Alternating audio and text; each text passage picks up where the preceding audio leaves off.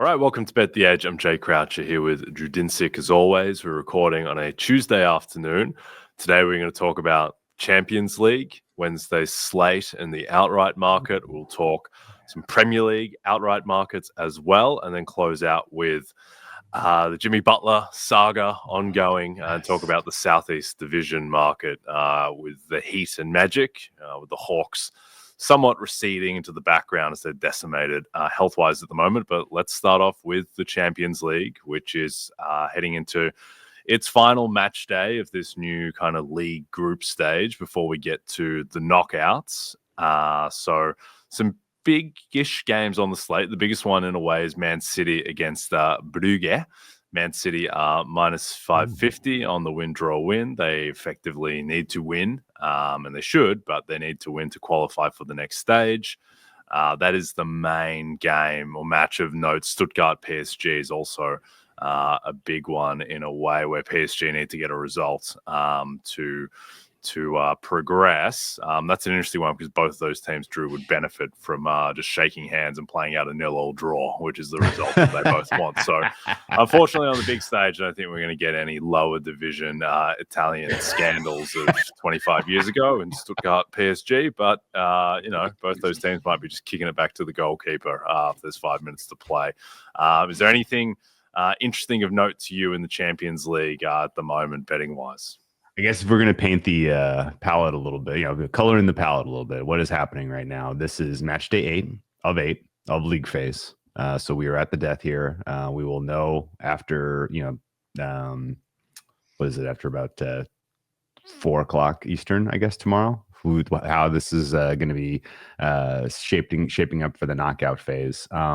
I like the format. Honestly, this has been a fun kind of breath of fresh air as far as the changing up of the format of the Champions League. And I love the, kind of the fact that these I think there's a meaningful advantage of being in the top 8 right now. And if you didn't already know, Leverkusen is, sitting in 8th with 13 points. And then there are 5 other teams that have 13 points that could, kind of potentially leap there, which is fun. And the being in the top 8 and immediately advancing to the round of 16 is so huge when you're in this one and done sort of format where variance is such a monumental component.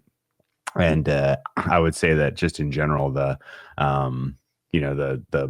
format itself is going to create some surprises, and this is going to be one of the better match days of international football we get all year. So I'm fired up for this.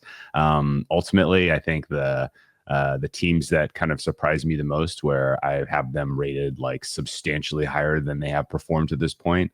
The top of the list is Bayern Munich. The fact that Bayern Munich stands 15th right now with 12 points is kind of crazy when I would rate them right now kind of at the top of the table, right there next to Liverpool as among the best teams in Europe. Similarly, PSG being out of the mix right now or being a 22nd and potentially out of the mix is crazy to me.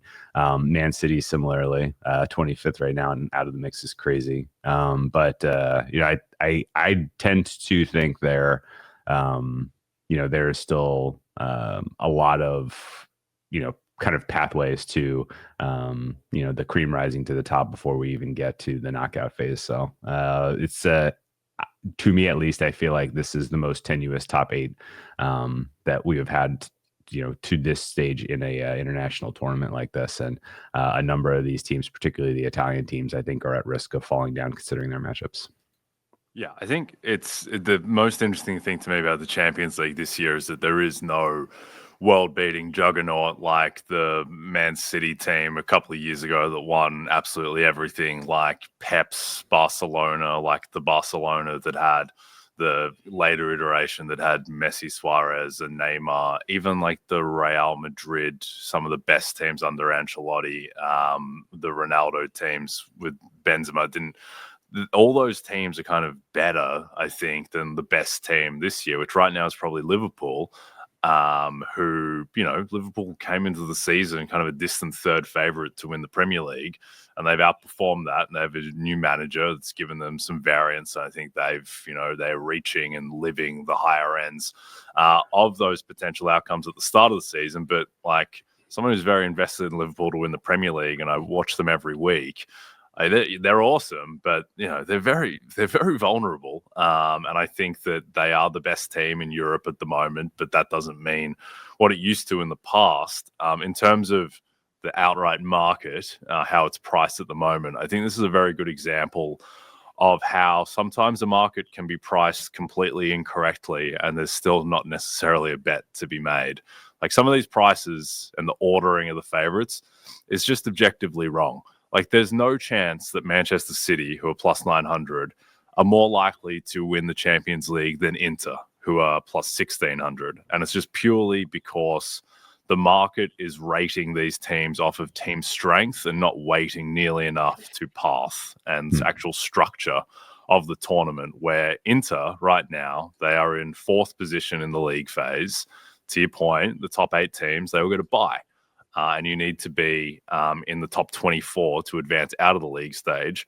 Right now, Man City, as you mentioned, they're 25th. If they don't beat Brugge, they will be eliminated, full stop. And even if they do, they can't make the top 8. So they have to play an additional tie opposed to Inter. Inter right now are 4th. They're pretty much nailed on to be in the top 8 and to get a bye.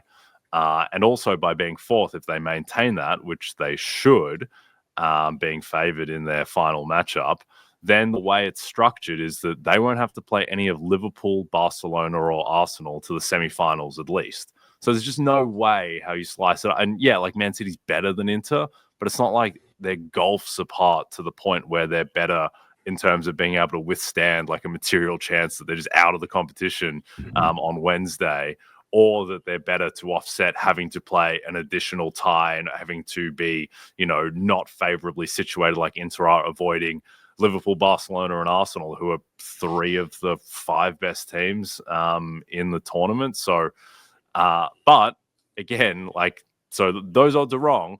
It's same thing with like Inter compared to PSG. Like PSG is not even guaranteed to make it out of the phase. Like Inter and PSG are like comparable team strengths anyway, and PSG definitely have to play an additional tie. So again, that's just wrong. But does that make Inter at 16-1 value?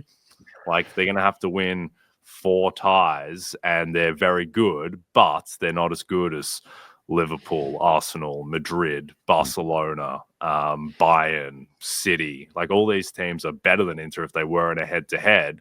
And so you math it out, and I think there might be a little bit of meat on the bone, particularly at an each-way price on Inter 16-1.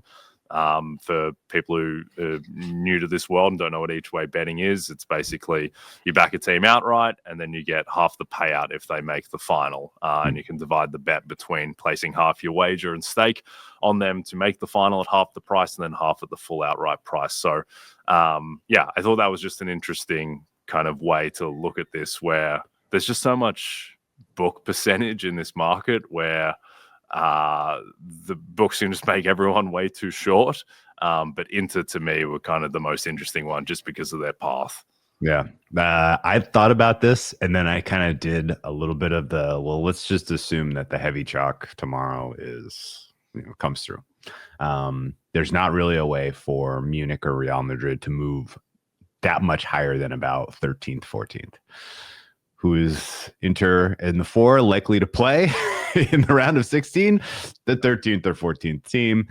So like, how would you expect Inter to be something like, I don't know, I guess, like what is their price to advance if it's versus Real Madrid or Bayern Munich, who I think are pretty comparably priced, right?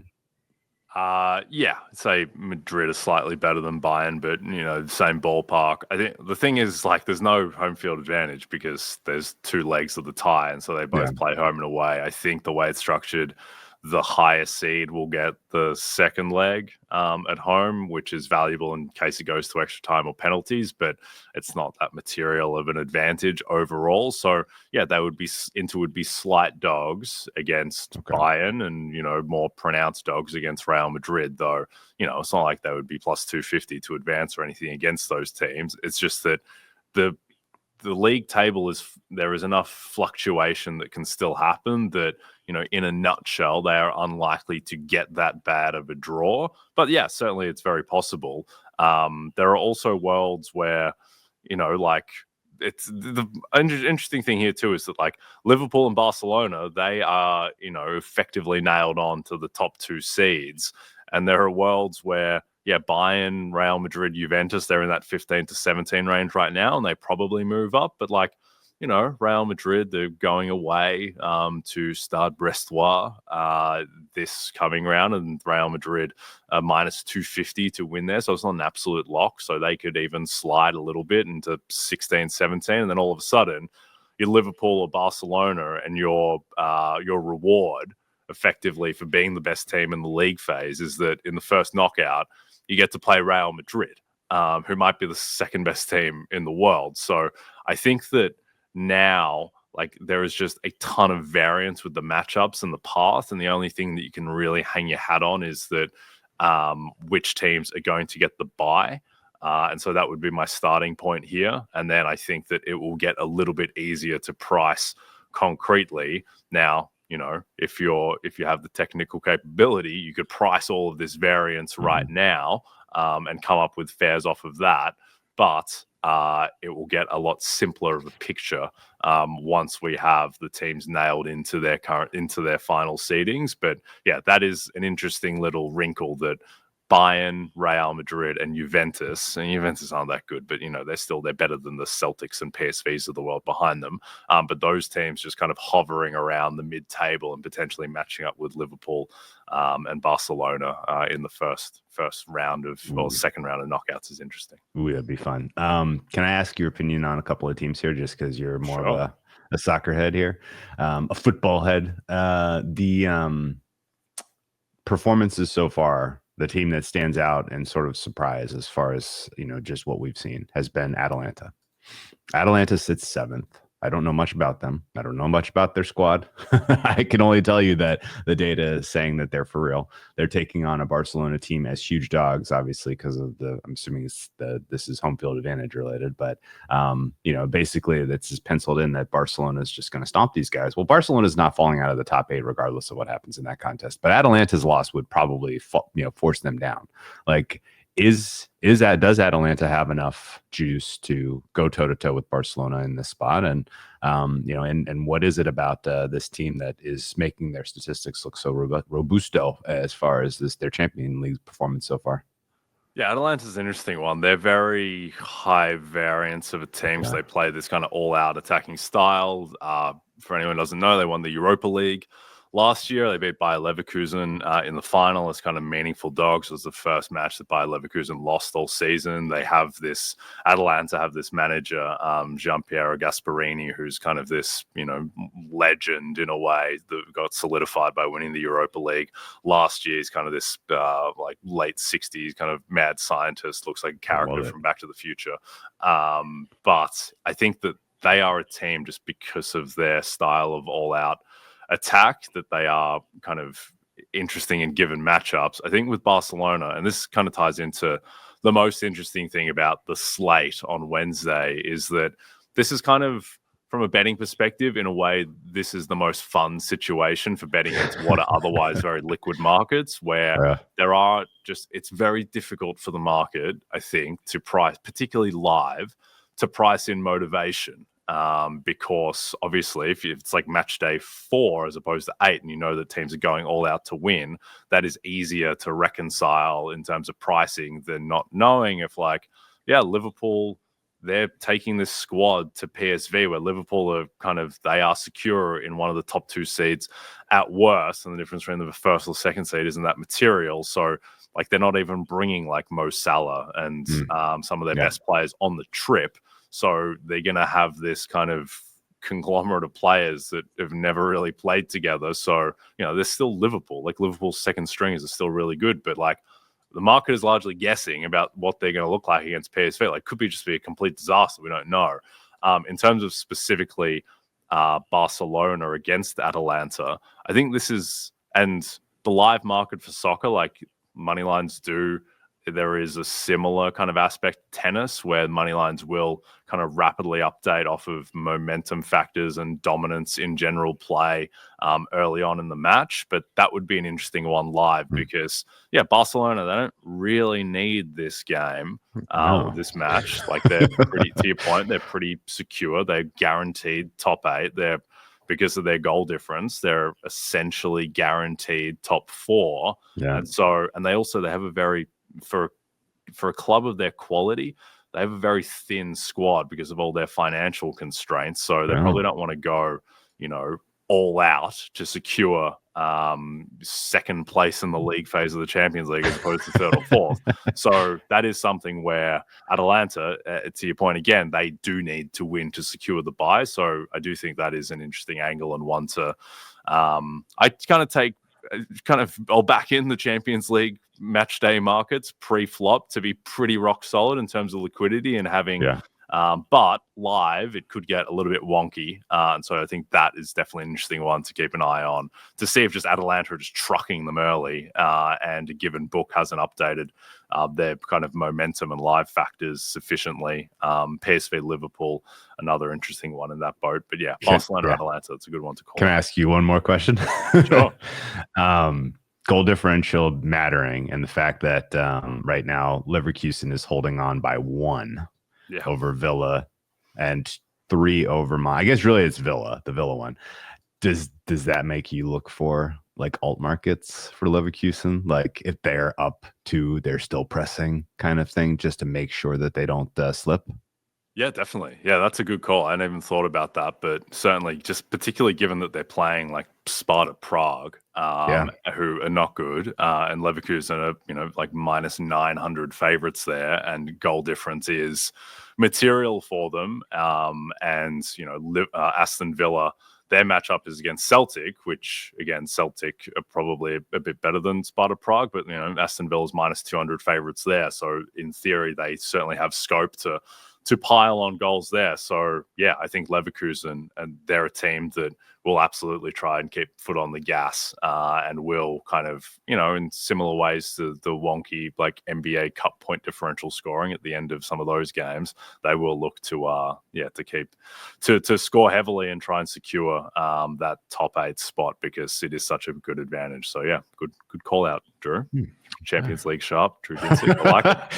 Okay. I mean, like you see the 900 next to that number, and you're like, what? How? Yeah. Okay. I mean, I know Prague's not very good and they're eliminated, but like, really? And then you kind of do the math, and you're like, oh, they might not just win; they might win by going away here on purpose. And yeah, that would serve them well. Yeah, and this is like Leverkusen's very likely not going to win the Bundesliga. I think they're 6 points back of Bayern, and 6 points back in that league is, pretty much good night. Yeah. Because Bayern, outside of when they have to play Leverkusen, just largely truck everyone. So yeah, this is the tournament for Xabi Alonso's men. So they'll certainly be going all out for it. Okay, let's jump to the Premier League. But first, Wolves look to stay out of the relegation zone this weekend when they host Ollie Watkins and the aforementioned Aston Villa. Catch the matchup at 12:30 p.m. Eastern this Saturday, only on NBC and Peacock. Okay, Premier League outright market at the moment. Liverpool still holding firm as a minus 450 favourite after they crushed Ipswich on the weekend. Arsenal hanging around plus 450. They had a costly draw against Aston Villa a week and a half ago, but then kind of saved their title push in a way by snaffling a late equaliser at 10 on 10, Calafiori scoring at Wolves. Man City 16-1. I think they're just too far back, even though they've righted the ship somewhat, and then no one else is going to win the Premier League. Relegation market, Southampton are relegated effectively. They're minus 10,000 to go down. Leicester City are minus 275 after a triumphant win over struggling Tottenham at the moment. Ipswich minus 200, Wolves plus 110, and Everton are 9-1. I don't think they're going down, but Tottenham is 16-1 to get relegated, which as an Arsenal fan would be kind of hilarious, but I don't think they're going to go down. Do you think there is a bet to be made, or is anything compelling about either of these markets? I mean, I'm pretty compelled always about the relegation, just because the you have a team whose backs are against the wall to come up with any kind of result, and they don't have the talent to do it, but they're also kind of, maybe going against guys at the middle or kind of mid top of the table that don't have much incentive to win. And so that sets up fun game by game markets. I personally think the Wolverhampton, the Wolves are kind of the least inspiring candidates to climb out of this mess, and at plus money, them getting flipped by Leicester or Ipswich is, I think, it's non-zero chance. Overall, the Premier League, I kind of want some drama, so maybe I'm like reaching a little bit. The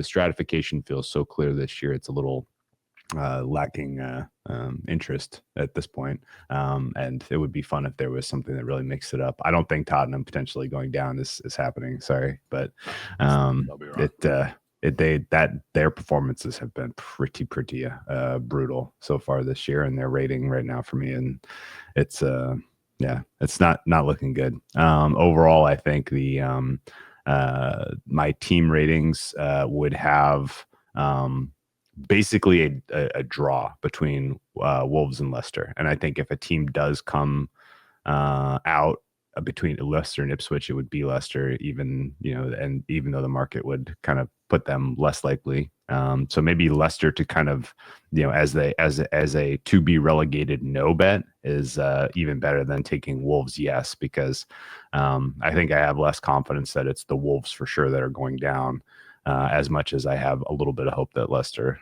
pops up.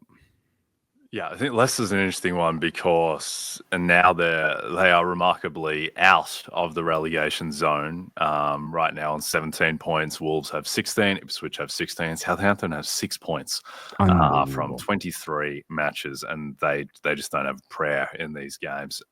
Everton are probably looking fairly safe now. They're better than those 4 teams behind them, and they have a 6-point buffer, a ton of goal difference as well. The goal difference gap is 15 between them and Leicester, so that's just too big to make up with 15 games left in the season, basically. And also, like, David Moyes has come in, they just look like a better team of late. So it really is just those 4 teams, and Southampton's done. So it's Leicester, Wolves, Ipswich. 2 of those teams will go down. I think, and this is the issue with the Premier League, to have like a really strong opinion about this, you kind of need a lawyer, because Leicester still have these financial fair play things hanging over them, and like the kind of deadline in a way for those charges to be laid was like 2 weeks ago, and the Premier League, they came out and said basically no team is being charged currently. However, we have this ongoing kind of legal case with Leicester, which no one will comment on for legal reasons, that could just produce a penalty that could apply this year, could apply next year. Nobody knows. So there's just a huge red flag, or there's just a dark cloud hanging over Leicester. And I would guess don't take my opinion with much more than a grain of salt, but my sense is that they're probably going to be okay for this season, but there could be a penalty. Like, there's still a material chance of a penalty for this season, or something that could affect them next season. But that is a little wrinkle in all of this. Man City, who were a popular bet to get relegated before the season because of these financial fair play aspects, and still, like, in the market, books are covering themselves where, Man City's 12-1 to get relegated. They are the 6th favorite. But I think from everything that has been reported there, it seems extremely unlikely that they are going to suffer a penalty severe enough to get them relegated this season. And I think there's even some doubt as to whether any sanctions handed down will even come this season. And there's an appeals process. So I think it might be next year at this point, if anything happens. And also, you would think, again, this is just reading between the lines, but the fact that Erling Haaland signed a 10-year deal with Man City, like right now, basically. Seemed to give an indication of some confidence. Also, Man City are like going crazy spending at the moment, signing players like Marmoush and Kusanov. So they seem to have relative confidence that they're not going down or anything. Erling Haaland wouldn't be signing 10-year contracts if he thought that he's going to be playing in the Championship next year, I would guess. So, that's another. In fact, that actually signals he may think he's playing in the Champions League next year, which, to your point, would be they don't get a penalty this year. Oh, man, that's bummer, because I was going to actually ask you about if there's a way into like a top 4, top 6 market, because I don't know if I got to tell you, I don't understand really what happened with Bournemouth, Nottingham, but the bloom is off the rose for Nottingham. Nottingham's not that good. They're not that good, and I think maybe there's going to be a little bit of a market correction here. And I thought maybe, man, if Nottingham and Man City both fall out of the top 4 because of quality of play and points levies, then all of a sudden that market gets super interesting to handicap, because right now I would say clearly Bournemouth is a top 4 team in terms of just the quality of play that we're getting from them in Premier League matches. And yeah, I mean, the gap is not big enough that they can't close against Nottingham. The result from this last weekend notwithstanding, the Bournemouth feels like the team that's coming. Do you have an appetite to get involved in top 6, top 4 for them? I think it's just difficult because their squad is just so thin relative to the teams around them. They're just not, I mean, they're super injured at the moment, and in theory they shouldn't be resilient to injury, but they're playing their best football currently. Like, in terms of just transfer marked squad valuations, they have the 6th worst squad in the Premier League, just in terms of how at least how transfer marked is rating the quality of their squad. But they've had in Iraola, they have the guy who I think has done the best coaching job of anyone in the Premier League at the moment. Like, as much as Tottenham are hiding behind the excuse of injuries, Bournemouth have more injuries than Tottenham. Their squad, in theory, is half as good as Tottenham, and they're 16 points clear of Tottenham. So I don't think that really holds up when you look at what Bournemouth have been able to achieve. I think that ultimately with Bournemouth, just the attrition of the season, schedule's about to get harder as well. They're going to play Liverpool this weekend. I think that will probably catch up with them. But certainly, like, if anyone is just a neutral and wants to get into the Premier League, and everyone gravitates towards like Liverpool, Man City, Arsenal matches, Bournemouth are way more fun to watch than Arsenal or Man City, who are kind of, Arsenal is a very defensive team. Man City, life has been sucked out of that unit. But Bournemouth, they play end to end, super, high scoring, lots of chances. They play like they're not supposed to, because, logically, if you're in the weaker team, in theory, you should be playing more defensive, because lower scoring games just give you a higher chance of getting a result. The more open a game is, the more likely the talent advantage is to be pressed, and the more goals are scored, the more likely that the better team will score the goals. So you should be playing low event football for the most part. But Bournemouth have just decided, no, screw it, we're just as good as these guys. We're so well coached, so well drilled, and flattening Nottingham 5-0 was one of the results of the season so far. And the market right now, like Liverpool's -150 at Bournemouth this weekend. Liverpool were more, I think, in the -190 range when they went to Nottingham a couple of weeks ago. So market is saying that Bournemouth, and there's other context around that naturally, but coupled with them beating Nottingham 5-0, the market is saying, I think, the Bournemouth are the superior team. It's just that ultimately, I think your top 4 in the end will be Liverpool, Arsenal, Man City, and then one of Chelsea or Newcastle, and then Nottingham, Bournemouth, Villa, who I don't think are that good. Those teams fighting out for the last spot in the top 6. But Bournemouth, a very fun team to watch as a neutral, and Bournemouth Liverpool should be one of the most aesthetically pleasing games of the season. I love that. I agree with you on Villa, by the way. I was kind of my eyes popped out of my head when I put their kind of combine their player ratings, and to me at least, they're kind of clearly in the bottom half of the table. So that didn't really check out with their current standing. And then the other team that I kind of had general question on, can Brentford make a run to get into the top 6, because right now I would rate them the 7th best team in the Premier League. Yeah, Brentford's an interesting team where they're extremely well coached. They are, coupled, for those who don't know the background, like Brighton and Brentford were both purchased by professional gamblers, and the kind of data-based approach, heavy on analytics approach, has led those teams to great success, where they were coming from lower leagues and they made their way up, and still those kind of processes are reflected in their play. Brentford are, I watched their match in full against Liverpool a couple of weeks ago. They're extremely well drilled. They're defensively, they gave up a lot of shots to Liverpool, but they were pretty disciplined in terms of giving up, for the most part, the right type of shots. I think that they probably don't have the upside even of a Bournemouth, but they're just like a solidly mid-table team. Like, it's insane. Like, we're 23 games into the season and Brentford are ahead of Man United in the table, which is a savage indictment on where Man United are as a club. But I think ultimately Brentford probably don't have the top end talent to kind of really give the top 6 a shake. They're just too far. Like, they're 9 points back of 6th right now, and they're probably just going to end up in that cluster of teams with Villa, Brighton, Fulham, Man United, of just kind of occupying the middle of the table. Okay, fair enough. I won't shout for prices then. But no, this was a good catch up. I always appreciate your perspective on this, because I know how your finger is on the pulse of all the European club soccer.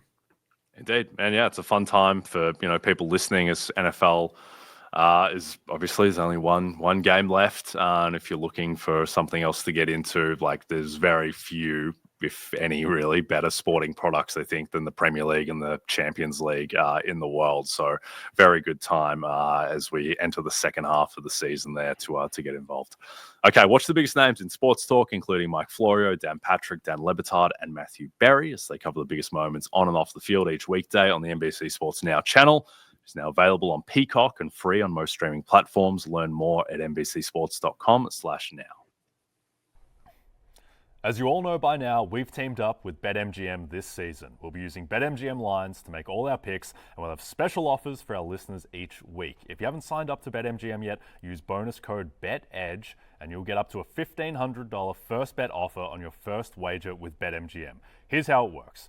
Download the BetMGM app and sign up using bonus code BETEDGE. Deposit at least $10 and place your first wager on any game, and you'll receive up to $1,500 in bonus bets if your first bet loses. Just make sure you use bonus code BETEDGE when you sign up.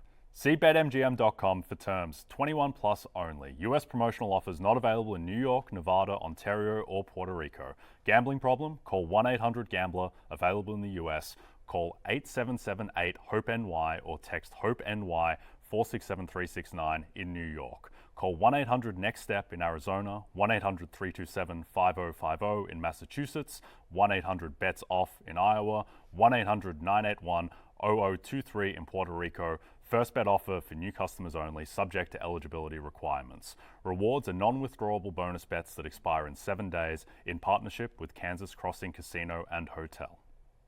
Don't forget, if you haven't signed up for BetMGM yet, use bonus code BETEDGE and get your $1,500 first bet offer today. Okay, let's close out with the Southeast Division, which has been thrown into chaos by James Butler and his ongoing saga, currently suspended. Would say that he's probably a dog to ever wear the Heat uniform again, though that is just speculation on my part. There was an epic game between the two favorites in this division on Monday night, double OT. It's kind of baffling how Orlando couldn't get anything going on offense at all. And it was kind of reminded that, like, as much as, like, yeah, Paolo and Franz are back, great. Like, the offense was really bad last year, and it was really bad pretty much all the way this year, even when they had Franz out there. It's just that the defense is next world, and they were kind of squeaking out these results. But as we look at this division now, the Magic are minus 250, the Heat are 4-1, the Hawks are plus 550. Do you think there is a bet to be made at these prices? Surely I do. And yeah, baffling. I don't know if baffling is a word that you're going to make people think you haven't been watching enough Magic basketball, Jay. Sure. It felt very Magic, felt Yes. very Magic-esque, honestly. Magic are extremely well coached, particularly defensively. In game, well coached defensively, but the half court offense is such a grind, and the inability to really find. Like you brought this up when we were talking about MIP for Franz in like October, November. It was literally like, how can the plan be ISO Franz? Like that can't be the plan. And sure enough, like here we go again. And I would kind of point out a couple of things about this market. First is Miami closed as 1-point favorites yesterday against the full strength Magic. I guess not really full strength, but against the Magic team that's not the depleted version that we saw for much of December. And this is, of course, a Heat team that did not have Jimmy Butler. I agree with you wholeheartedly that we have seen Jimmy Butler play his last game in a Miami Heat jersey. All of a sudden, he doesn't fit in the Heat culture anymore because he's actively quitting in practice and missing planes and all of that. But his situation to me is the most fascinating thing about the trade deadline, and it's not close, because his availability one way or the other for the Heat affects this market. And it affects some other market wherever he lands. And it especially affects this market because, to me at least, what you could get back in return for a Butler caliber player, and really just what that trade would have to look like to make salaries make sense, should absolutely launch the Heat to the clear number one power rated team in this division. The margin between these two teams in terms of like, there's no lead here for the Magic. Like there's no, like the Heat are going to have to run them down. And so if there's a world where a trade happens and Butler's gone and you get back a package of players or, a somewhat subdued star plus some assets, all of a sudden the Heat to me are the clear and obvious bet here, and, or the clear and obvious favorite to win this market. Butler to me is less of a piece that helps the Heat this year win the Southeast and more of a piece that just helps some other team in the playoffs kind of reach a higher level. Butler's play this year has not been especially good in the regular season, but I've been fooled enough times that he's probably going to show up in some playoff series and be a nightmare for whatever matchup he finds himself in, which to me means some team like the Kings or the Bucks ultimately is just going to fall on their sword and say, like, we must win now to realize the way we've set this team up and the decisions we've made in the last calendar year. We have to get another player that can elevate our playoff ceiling. And so I think, even though there's lots of reasons not to do a deal for Butler, I think it'll get done. And I think the NBA broadly is served by him playing on a playoff team. I think the NBA, there's enough tailwind here that this is something will happen. I think again, like the Heat right now look good to me, eye test wise. They have optionality. They have one of the best coaches in the NBA. And they have, you add in some additional kind of scoring, particularly, some kind of reliable baseline raiser. I think they ultimately win this division. And so 4-1 to me is crazy. And I've lived in a world for the last 3 years, at least, maybe longer, where every time I've made a number for the Magic, I've been higher than market. And this is the first time I've ever been in this world where the market is way too confident that the Magic win the Southeast and way too confident that they make the playoffs at all. We are a week removed from having this exact conversation about who could potentially miss the playoffs in the East and is there a bet to be made.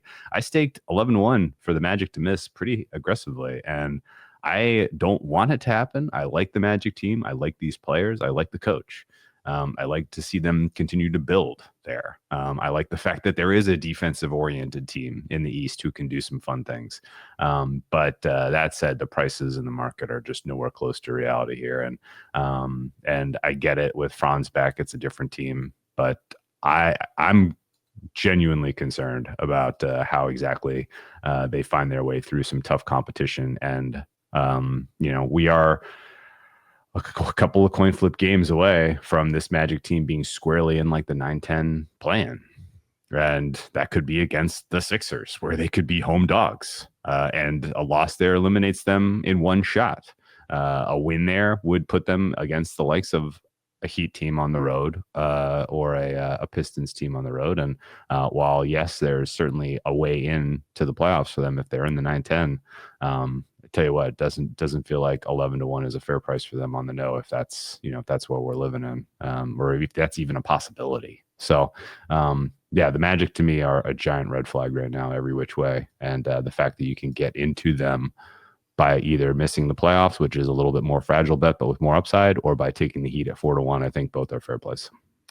Yeah, I think the Heat at 4-1 would be my bet as well. I think one of the best things Miami has going for them is just that I just don't really think Atlanta is viable anymore as a third threat. I'm not saying they're 0% to win the division or anything more, but anything like that. But still, they are trending in the wrong direction. Just one, don't think they're particularly good. Two, Jalen Johnson with his shoulder looks like it's going to be a long-term thing where he is just no timetable to return. It's all been very vague. The fact that he left the game after he popped his shoulder out was immediately ruled out, and then is getting ruled out for all of these games subsequently doesn't bode well for his availability going forward. And so they're 1.5 back games of the Heat. They're 1 back of Orlando, but it doesn't seem like he is going to be around. If he's not around, there's just not a ton of talent on that team. I think the Magic last year, as vibey as they were, as good of a story as they were, and as close as they were as getting to the second round of the playoffs, when they had a 1,000,000-point lead in the first half against the Cavs in Game 7, they were 14th in net rating. They were a +2 team, and that was with their 3 best players, Paolo, Franz, and Suggs, all being healthy the entire season. Now, obviously, they have done remarkably well to weather the storm this year, as all those guys have missed significant time, but the offense just isn't very good. And I'm not sure, even with Paolo and Franz back, that it's going to get to the point of being good. They're just a weird team where they don't have anyone who can beat their man off the dribble. It's a huge problem. These guys, Paolo and Franz, are big guys who kind of push their way to their spots and they play bully ball. But it's not a good offensive team. Now, they have overcome that by being a great defense, and that's why I don't think they're going to fall off a cliff or anything. But the Heat, I think that the key is just what are the Heat getting back for Butler? Because if the Heat don't trade Butler, they just send him home. He doesn't play the rest of the season, and it's just an empty, roster spot, basically, in terms of what they're getting out of it on the court. I don't think they really have enough on offense. It's just so they're starting Highsmith, Ware, and Bam all together now. There's just no Tyler Hero has to put on a Superman cape, and Hero has become an outlier good offensive player, but at the same time, there's just no space. There's no room to operate. There's not much passing, and they have to be an all-world defense to compensate. And also, they don't have great depth. Terry Rozier has fallen off a cliff. Harquez has fallen off a cliff. They're playing Larson is a key rotation member. Jovic I like, and I enjoyed when they went super big on Monday with Jovic, Ware, and Bam. But, maybe Spo can figure it out. Maybe Khalil Ware continues to get better and better. We talked about Rookie of the Year yesterday. Ware's equity has to go way up with the events of Monday after we recorded, where the combination of Butler's suspension and Ware just playing a boatload of minutes against the Magic, a massive indicator and equity shift in that market, where Butler's suspension means that I think they're just going to prioritize use a little bit more, kind of because they have to. They don't have many better options than Khalil Ware on the court, even without that. So I think if the Heat get if the trade ends up Butler goes to Milwaukee and they get Chris Middleton back, who's actually going to help them this year, then all of a sudden, maybe they are just the best team in the division. And going forward, the schedules, Orlando has the easiest schedule, which does help them. But at price, based on everything we've said, I agree. I think Miami at 4-1 is the bet to be made. Trust in Spo. Do you have a probability distribution for me on the Butler trade getting actually done? Because to me, I feel like the trade deadline is all about where does Butler land, and then once that piece is in place, then we can get to the Ingrams and the Beals if there's anywhere for them to move. My gut says Ingram moves. My gut says Beal does not, and that Jimmy Butler does move. And I think ultimately, like honestly, I would keep an eye on the Kings as sort of like the spot that I would think has the most upside for the Heat to accept the deal and for Butler to kind of put himself in position to get paid. Yeah, I mean, I think the team that makes the most sense is Milwaukee because Yeah. Middleton's contract is not that onerous for the Heat to take back. Milwaukee can put in whatever remaining assets that they have. Like Milwaukee's just not going to win the title this year as presently constructed. And Butler is like the exact type of high variance piece you want because, you know, he is on Dame's timetable. And that's really what's relevant. Like right now for Milwaukee, it's not about Giannis's timetable. It's about Dame's timetable because he's the, you know, the second best player on the team and he's the older one. And Giannis is up. There's going to be a post-Dame era for Giannis. But right now for this collection of players, like Dame and Brook Lopez are very old. So they need to make win now moves. And Butler just, I don't know how it would fit, but again, it's just like an injection of talent and variance that type of team needs. So, yeah, I would guess with the reporting that the Heat have lowered their trade demand for Butler, I would probably make it favorite now that he does move, but doesn't end up in Phoenix at this point, I would think. And if the trade demand is less, then teams are probably more willing to take a ride on the Jimmy roller coaster if they're not having to give up prized young pieces like, you know, the Jonathan Kumingas of the world who probably aren't on the table anymore. So, yeah, I would say slight favorite that he gets moved now, just my gut sense, but ready for anything there. Okay, we are done for today. Don't forget to check out NBCSports.com for more information to help you with your wagers. Thanks to those watching on the NBC Sports YouTube channel. If you're listening to us in podcast form, don't forget to rate and subscribe. Also a reminder to find all your favorite NBC Sports shows on Amazon Music. Just head to amazon.com/NBC Sports. On Friday's show, we'll have Kurt Heelan, NBC's own, to come on and talk about Butler and awards and everything going on as we head to the trade deadline. But we'll have a show in the meantime before that too. And we'll speak to you soon.